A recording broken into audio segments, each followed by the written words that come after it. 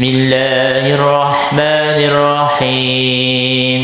Ku bismillah dikawitan abdi ngadamel syairan, kisah tentang kejadian gempa bumi dahsyat pisan. Kaping 21 di Cianjur tos terjadi nu disebut gempa bumi pake usadaya jalmi. Dinten Senen nu harita sekitar 1:30 Cianjur diterpa gempa, mata geruh sararea. Seueur nu jadi korban, imana ancur-ancuran, harta banda teu hargaan, mobil mewah katindihan.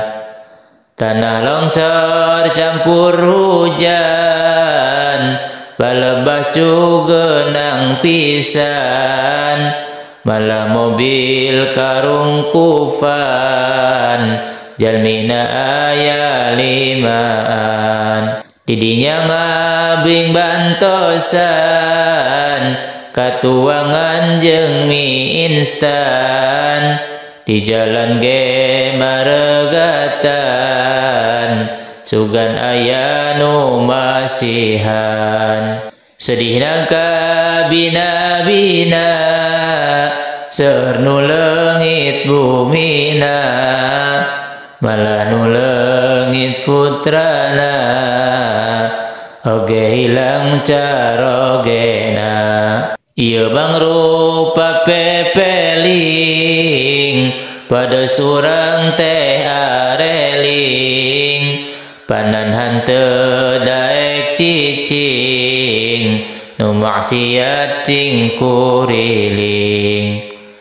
Gawe dosa teu biasa, ngarasahan teu doraka, nu matak Allah teh murka, hingga nurunkeun pilara. Bumi Cianjur teh hancur, diparake ngadon lacur, hirupna eueuh kafaur, ngararumpakana jalur.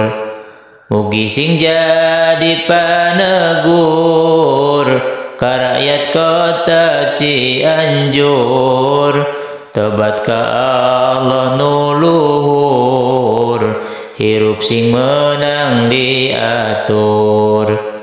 Mugi rahmat jeung ridhona teu hilap panghampurana, dipasihkeun sageungna ka rakyat Cianjur utama. Taufik sareng hidayah mugi sing berlimpah ruah, ka kami anu gagabah mugi Gusti ngaijabah. Hayu urang istighfar ka Allah nu Maha Ghaffar, malah mandar kenging i'bar, hingga dosa urang hubar. Amin Allahumma amin, amin Allahumma amin. Yasir lana umurana, waghfir lana dzunubana.